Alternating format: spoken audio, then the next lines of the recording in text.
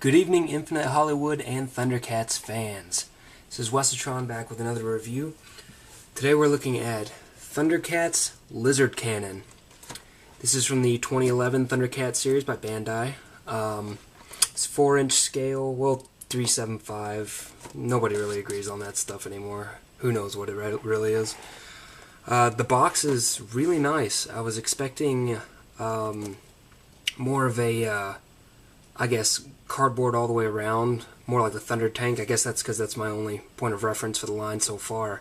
But it's got this really nice bubbling card package, which I'm really into. I like the horizontal design of it. You can get a full view of the figure. You get to see the tank down in here. Looks really cool. I mean, you lift it up, you can see all the little tanky bits and everything. It doesn't leave too much to your imagination, and I like that a lot in my figures. I like to see the paint jobs, I like to see how it looks. So, really good job there. Lots of bright pictures, and actually a duplicated picture here and here. That's kind of interesting. Ages 4 and up, so this should be good for play for kids, so we'll be looking at that too. Back here, picture of the figure, which is just a generic lizard guy. Tank thing, pictures, cross cells, Thunder Tank, all the 4-inch figures, and here are the little mopeds that you can put on your Thunder Tank to make it a little more awesome. That's pretty much it. Like I said, I'm not really much into packaging and never have been. Let's crank this thing open and see what we got. And here's the Lizard Cannon out of packaging. We'll take a look at the figurine first. The generic Lizard Man is actually really nice. He's got great articulation. At the head, he's got this really nice ball joint. Up, down, some tilt. You can't really see too much of it, but that's just because of the restrictions of the helmet more than anything else. And the sculpt is accurate. I was wondering if they were going to do just a straight cut for the neck, or if this was just going to be the way it is, sculpt just all the way up to the chin, but they did a really nice job with this ball joint. It looks really good. Love these wild goggles here. Shoulders, you've got swivel hinge, so it can actually go all the way out. This side is hindered by the shoulder pad, so it can only go out about that far, but still not bad considering what you're using it for. Shoulder pad is removable. It's on its own little, kind of like some of the Iron Man figures, where it just plugs into the hole right here. You cannot, however, switch it to this side if you want to try and army build these guys. It will not work. This shoulder is actually a little bit trimmer than this one is. So, but it does fit on here quite nicely. It doesn't stay in. It doesn't really hinder the motion too much. Let's get this back on. All right. He does not have any swivels at the bicep, unfortunately. Not too big a deal considering what he's used for, and he is a basic, more of the basic mold. Hinged elbows go up to about there. You know, good range, about 90 degrees. Swivel at the wrists, both sides. No waist or midsection articulation. He has swivel legs that go forward and back. I was thinking that from the shape of the mold, these were actually going to twist outward and with a V-cut, but these are actually forward and back. So they go out just like that, hinge at the knee, which is nice. You can actually do him a little, you know, crouching type stuff, or you can stand him up a little straighter. His feet won't lay flat, but it's not really going to matter that much. On his butt, he has got this wonderful ball jointed tail here. You can see it's got a really nice range of motion, swivels all the way around, up, down, round, whatever you like. The magnet link thing here on the back is not nearly as obtrusive as I thought it was going to be. It only sticks out that far. I mean, that's great for me. I was really hoping that this wasn't going to be like some huge gimmick where it's going to weigh the figure down in the back. Not at all. Looks great. Back again because I totally knocked over my camera on its bipod, tripod, gorilla pod, whatever you want to call it. So, yeah, the figure's great. His tail adds some stability for standing poses. If you have any issue with him falling over anything, just kind of wiggle the tail left or right. Awesome. Love it. On to the Lizard Cannon itself. This thing is so much better than I thought it was going to be. I don't know. It just...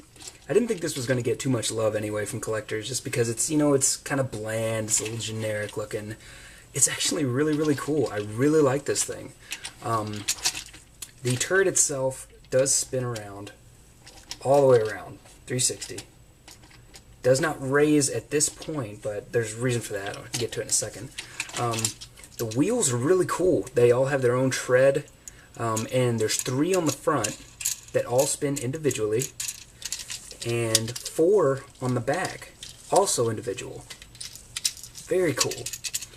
And they actually all make connection to the ground too, so you may not be able to see that very well, but they do all spin individually, which is very cool.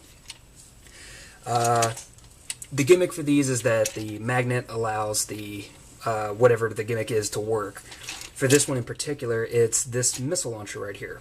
If you just press on this button right here, you get nothing. However, if you insert your adorable little lizard guy here, his tail fits through a hole quite nicely back there. The magnet in his back will activate the feature, and you can fire your missile. Insert again, turn forward, fire the missile. There you go. Pretty nice. Take him out, the missile no longer fires. Pretty cool. Which means, you know, it is going to work just with your Thundercats toys, but, I mean, that's not a big issue for me because I think it looks great with my Thundercats toys. There's 2 modes for this thing. Not a huge difference between the modes, but I actually do kind of like them. For the standard mode, as you were seeing the way he was shooting already, basically you're just going to put his hands down on these little pegs right here, and he's just going to sit here, chill, you know, kind of look at the camera if his pad gets out of the way. What's up, baby? Check it out. Shibuya Cho. Right back in. Secondary mode is a little more aggressive. He's mad. I'm hitting the camera again. He's mad he can't get over the walls of Thundera. He's having a bad day. He says, you know, this is bull hockey. I'm going Raging style. Oh, oh, oh, oh. There we go. This is awesome. It's basically kind of like an artillery mode. Let's see if I can get that all in frame. I really can't. Tilt this back just a tad. There we go. So now, same deal. His back activates the magnet. Pretty sweet. And what's neat about this is that these rear claws here and these the forward claws here are slightly rubberized material, so they are going to prevent this guy from sliding once he's in that. I actually thought that the wheels were still making contact, but he is completely stationary. I mean, you can move him if you try, but for the most part, he's designed to chill, to hang out just like that. Very cool. His tail does occasionally get in the way when you're trying to go up and down and whatnot, but it's not that bad. I mean, you can see it kind of grinding back here, but it does go. Very cool stuff. I actually like this one a lot. I was really surprised by it. It took me completely by surprise. I kind of just wanted it because I knew nobody else was going to be reviewing it anytime in the near future, just because there's so many other awesome toys coming out from Bandai right now. But it's a great toy. Up, down, swivel. The only drawback I think this has to do with the gimmick, because one thing I like to do is to put this guy up here. You know, kind of do more like this type of thing, where he's kind of straddling, going nuts, but no firing action. Lame. Overall, it works for what it's supposed to be. I mean, if you have 2 of these guys, or if you have an additional figure that you want to hang out with here, he can hang out, you know, sit up here, do his thing. You can put another figure on the back. I mean, there's like these knob things back here. I don't know what they're for, but they will fit in his hand. You wanted to have another character chill out back here, you know, kind of yub on the back, just do his own thing. Yeah, this is a great set. I really do recommend it. It's $15. You know, for this class, I guess you could call it a Star Wars vehicle right now. I mean, you're getting up into like $17, $18 range, and they're starting to get where they're not affordable anymore. For, you know, less in some cases. Especially the droid stuff. The droid stuff is like it's awful anymore, just value-wise. This guy, you got your 3-inch, 4-inch scale figure, which I don't want to name drop, but I am going to whip out my Dastan from that forgettable movie from last year. What up? McFarlane Toys. And also we'll bring out Carnage here. So you just get a kind of a size comparison. It's Hasbro Spider-Man Carnage and McFarlane Toys Dastan from Prince of Persia. And so you can kind of get an idea of how tall he is. He's a little bit shorter, a little squatter. It makes sense for the character. It looks good. I think he's going to actually scale really well with the other characters because they were a bit squatter in the show. The vehicle itself actually is a tiny bit smaller than it was the show, maybe about 25% smaller.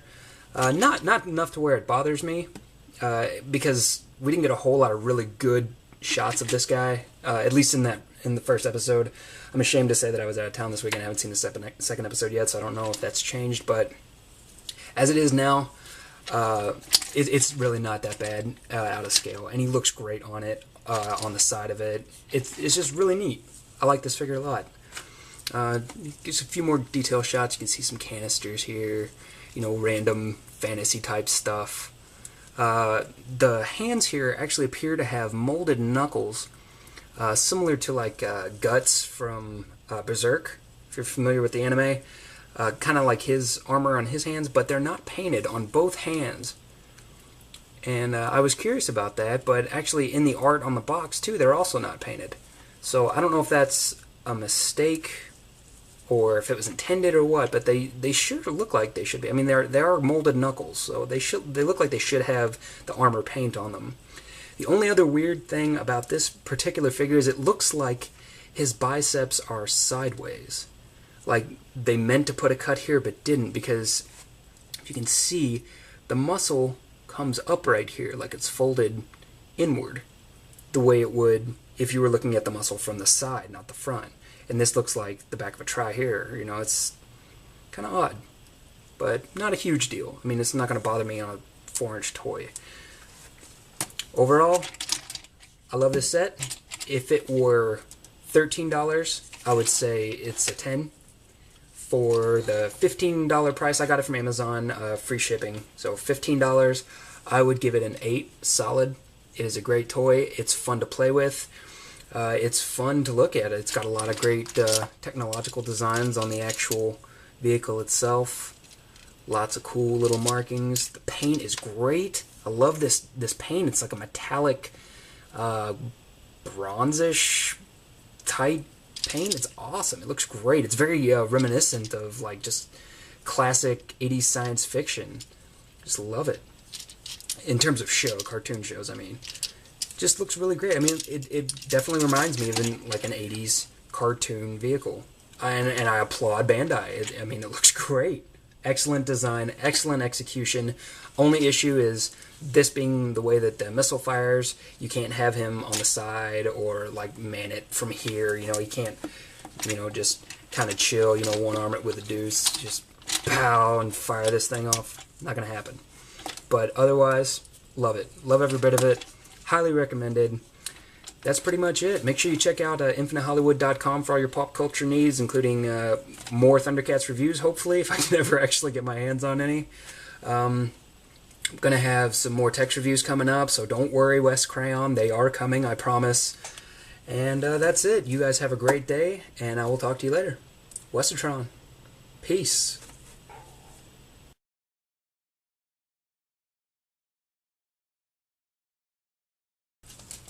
Stands real easily. The tail is a nice addition to get him to stand if you're having any trouble with posing or anything like that. One leg forward. Oh my god.